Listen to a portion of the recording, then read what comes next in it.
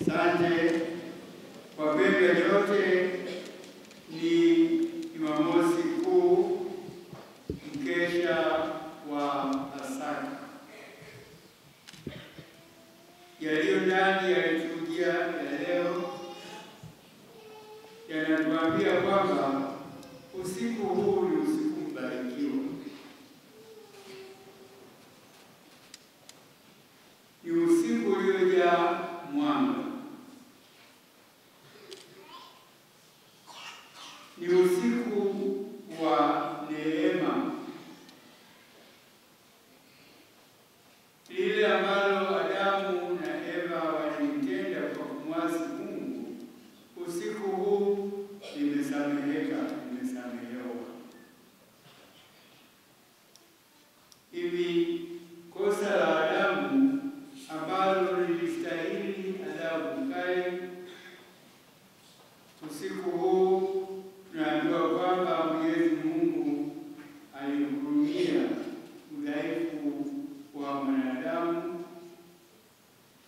na akamtuma mwanae ili awe na mwili kama wetu, ili sisi tuweze kufanyika wapya katika kuishi kwetu. Usiku huu uliondoa giza la dhambi kwa nuru tukufu ya ushindi wa mwana wa Mungu.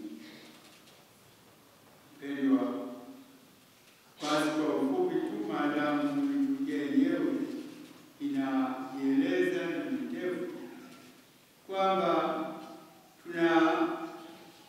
tunaadhimisha usiku mtakatifu wa pekee, maana ndio usiku wa mwanga uliotoka kwa Kristo, kama tulivyoshangilia tulipokuwa ndani humu mwanga wa Kristo na kujibu kumshukuru Mungu.